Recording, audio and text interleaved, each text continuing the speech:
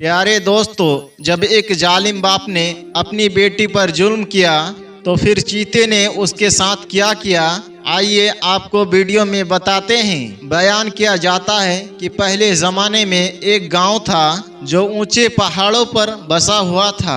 उस गांव की ज़्यादातर आबादी यहूदियों की थी, यानी वहां पर यहूदी रहा करते थे। उस गांव के पास एक बहुत घना जंगल था जहां खतरनाक दरिंदे रहा करते थे। उस गांव में एक यहूदी लड़की अपने बाप के साथ रहती थी। वो बाप अपनी बेटी पर बहुत जुल्म करता था, क्योंकि उस गांव का रिवाज था कि वहां बेटियों से बहुत ज्यादा नफरत की जाती थी। सबसे बड़ी बात ये थी कि उस लड़की की माँ नहीं थी और वो बेचारी घर के तमाम काम भी करती, खेतों के देखभाल भी किया करती थी। उसके पास बहुत सारे बकरियां थे जिनको चराने के लिए वो पहाड़ पर जाया करती थी।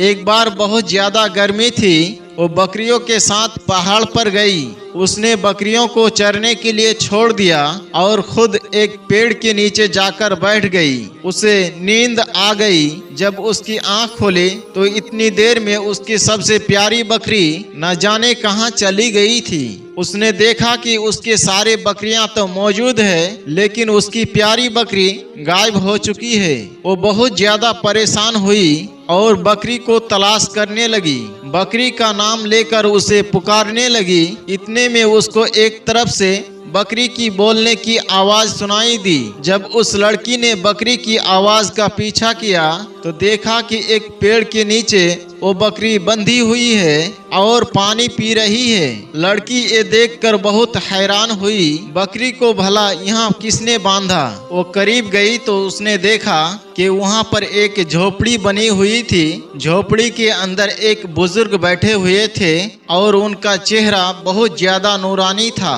वो लड़की जब अपनी बकरी को लेने के लिए उसके करीब गए, उसने अपने बकरी को जब खोलना चाहा तो बकरी वहां से हिलने को तैयार ना थी। लड़की कहने लगी, ए मेरी प्यारी बकरी, क्या तुम मुझे भूल गई और यहाँ से जाना नहीं चाहती हो। बकरी अपनी जबान में न जाने क्या क्या कह रही थी। उस वक्त वहाँ वो बुजुर्ग बाबा आए और उन्होंने कहा, प्यारी बेटी, यहाँ पर तुम क्या कर रही हो। लड़की ने कहा कि बाबा, ये बकरी मेरी है, इसे मैं पहाड़ पर चराने के लिए लेकर आई थी, लेकिन वो यहाँ से भागकर यहाँ आ गई। अब आप मुझे ये वापस दे दे, मैं इसे लेकर चली जाती हूँ। इससे पहले कि वो लड़की आगे बढ़कर उस बकरी को खोलते, उसे जोरदार चक्कर आने लगा, क्योंकि गर्मी की शिद्दत बहुत ज्यादा थी और उसका सांस लेना भी मुश्किल हो रहा था। कुछ देर के बाद लड़की ने अपना आंख को खोला।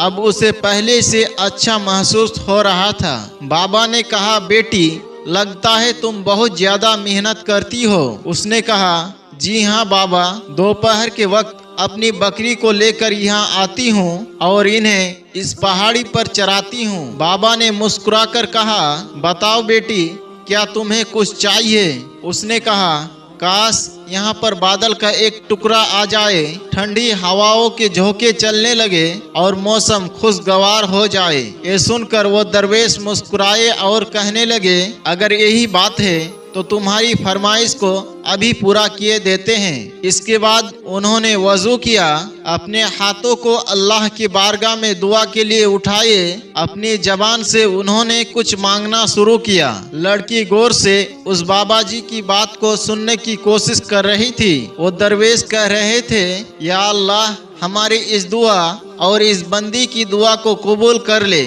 अल्लाह पाक हमारी फरियाद को सुन ले। बाबा दुआ करते जाते और उनकी आंखों से आंसू बहता चला जा रहा था। बाबा के पलकें गीली हो चुकी थी, उनके मुंह से सिसकियों की आवाज आने लगी, फिर उनकी आंखें छम छम बरसने लगे।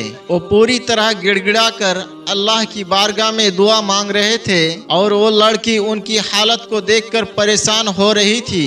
लड़की सोचने लगी, जिंदगी में मैंने बेशुमार लोगों को देखा, लेकिन इस तरह किसी को मांगता हुआ मैंने जिंदगी में आज तक नहीं देखा। और अजीब बात ये थी, वो न जाने किससे मांग रहे थे। उनका रोना बहुत ही अजीब था। पहले तो वो डर रही थी, बाबा भला इतना क्यों रो रहे हैं? लड़की परेशानी और खौफ के मारे बुजुर्ग को देख रही थी और सोच रही थी ये भला क्या कर रहे हैं और आखिर किससे दुआ मांग रहे हैं। इतने में अचानक वही सूरज जो अभी तक आग उगल रहा था, घूरकर उन्हें देख रहा था, वो कहीं जाकर छुप गया। हवाएं भी बहुत गर्म थी, वो हवाएं ठंडी हो गई। ऐसा लग रहा था कहीं बर्फ की बारिश हो रही हो। जंगल में हवा बढ़ती जा रही थी और मौसम पुरसुकून हो चुका था। एक बादल का टुकड़ा कहीं से आया और लड़की और बुजुर्ग बाबा के सर पर उसने साया कर दिया। बुजुर्ग बाबा ने फिर एक बार अल्लाह की बारगाह में दुआ के लिए अपना हाथ उठाए, लेकिन इस बार वो अल्लाह का शुक्र अदा कर रहे थे। दुआ और शुक्र अदा करने के बाद वो उठे और उस लड़की की तरफ मुंह करके बैठ गए। उनकी सफेद दाढ़ी आंसुओं से तर हो चुकी थी। उन्होंने अपने पास मौजूद रुमाल को उठाया, अपने दाढ़ी को साफ किया और बोले, देख लो मेरा रब अपने किसी बंदे को बात को नहीं टालता है। लड़की कहने लगी, कौन सा रब? किसका रब? आप भला क्या कर रहे थे? क्या आप मुझे ये बताएंगे? और ये गर्मी में ये मौसम इतना खुशगवार कैसे हो गया? आप किस रब की बात कर रहे थे? अल्लाह वाले कहने लगे, मैं उसी की बात कर रहा हूँ जो रब्बे वाहिद है, उसके सिवा कोई और माबूद नहीं। वो एक है, एकता है और उसके सिवा हम किसी के भी इबादत नहीं करते। और जो तुमने मुझे देखा, जो मैं उठा मैं बैठा, दरअसल वो नमाज पढ़ने का अंदाज है। ये मैं इबादत कर रहा था। मैंने 2 रकात नफिल नमाज अदा की, फिर उसके बाद अल्लाह की बारगाह में दुआ के लिए अपने हाथों को उठाया। मैं उसी से मांग रहा था और देखो उसने मेरी दुआ को किस तरह से सुन लिया है। वो लड़की कहने लगी, ये तो अजीब माजरा मैंने देखा है। आप मुझे बताए, आप अपने रब को कैसे मनाते हैं? वो आपके दुआ को कैसे सुनता है? अल्लाह वाले मुस्कुराए और कहने लगे, मैंने ये बात अपनी माँ से सीखी है। जब मैं छोटा बच्चा था, बचपन में कोई भी बात मनवाना चाहता तो मैं रोने लगता था। माँ से मेरा रोना बर्दाश्त नहीं होता था और वो मुझे देखकर तड़प उठती थी। मुझे फौरन अपना गोद में उठा लेती, मुझे चूमती और मेरे आंखें भी साफ करती थी। मेरे ख्वाहिश को फौरन वो पूरा कर देती थी। मैं जो भी कहता मेरी खुशी के लिए मेरी माँ करती थी। इसके बाद बुजुर्ग बाबा ने बताया, अल्लाह ने मुझे हिदायत दी। मैं आलिम दीन के पास कुरान मजीद पढ़ने लगा। तुम्हें बता दूं, कुरान मजीद हमारी मुकद्दस किताब है। जब मैं कुरान पढ़ने जाता तो एक दिन मौलवी साहब ने फरमाया, अल्लाह एक इंसान से 70 माओं से ज्यादा मोहब्बत करता है। बुजुर्ग कहने लगे, बस वो दिन है और आज का दिन है।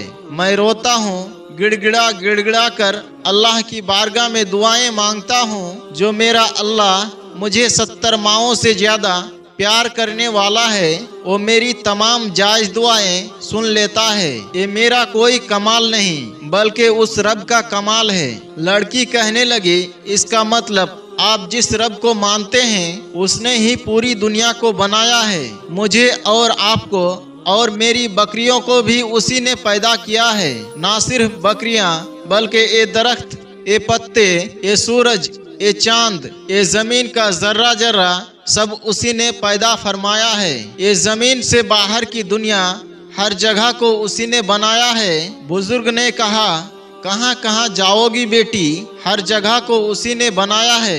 लड़की कहने लगी, बाबा क्या आप मुझे कलमा पढ़ा सकते हैं? वही कलमा जिसे पढ़कर लोग मुसलमान होते हैं। बाबा ने कहा, आओ मिलकर मेरे साथ वजू करो। लड़की ने वजू किया, फिर बाबा ने उसको पूरा तरीका बताया। फिर उसने बाबा के पास आकर कलमा पढ़ा और फिर इस्लाम में दाखिल हो गई। बाबा ने उसे नमाज पढ़ने का तरीका भी बताया। वो लड़की बहुत खुश थी, जैसे उसने दुनिया की बहुत बड़ी दौलत को पा लिया हो। यहाँ पर तो लड़की को खुशी मिली थी, लेकिन घर पर उसका बाप एक बड़ा सा डंडा लिए उसका इंतजार कर रहा था।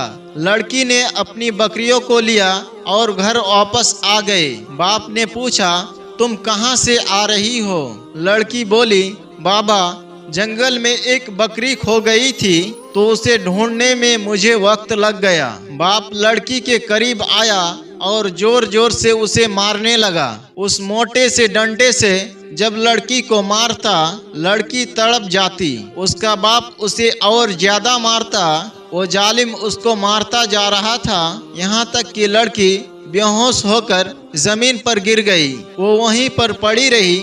जब उसे होश आया तो उसके जिस्म में इतनी भी ताकत नहीं थी कि वो खुद उठकर बैठ पाती। फिर अचानक उसके जहन में वही बाबा आए।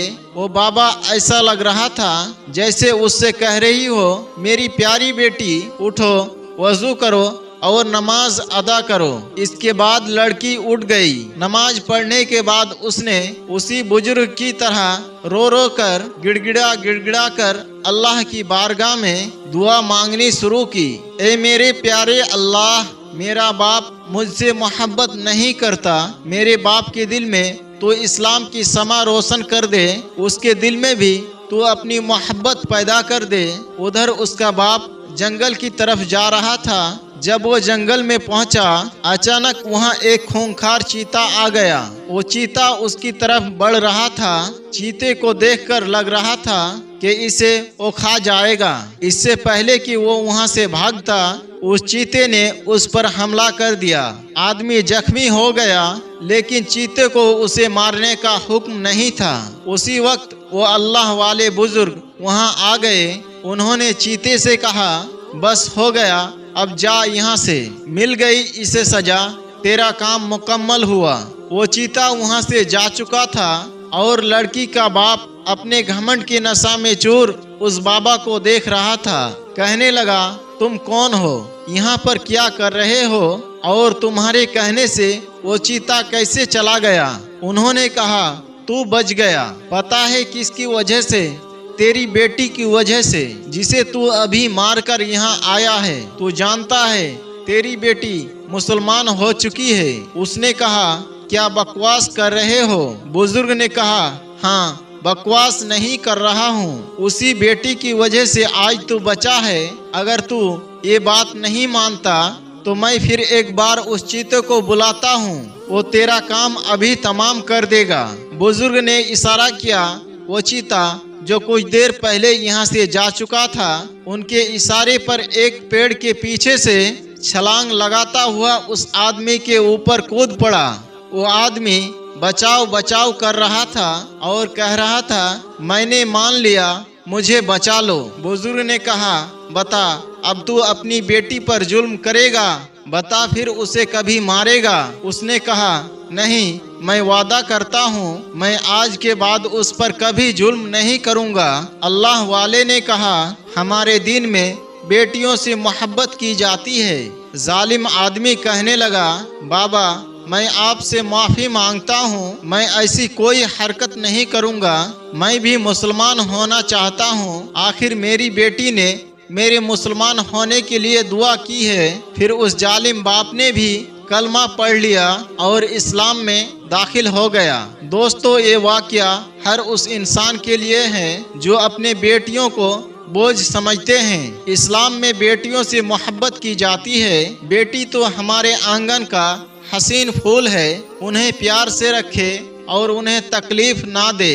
अल्लाह के प्यारे महबूब हर उस माँ बाप के लिए दुआ फरमाया है जिनके घर में बेटियों की विलादत होती है। हमें और आपको ये बात याद रखनी चाहिए, बेटियों का बाप होना अल्लाह के प्यारे महबूब सल्लल्लाहु अलैहि वसल्लम के सुन्नत मुबारका है। दोस्तों, आज की वीडियो में बस इतना ही। उम्मीद करते हैं कि आज की ये हमारी वीडियो आपको जरूर पसंद आई होगी।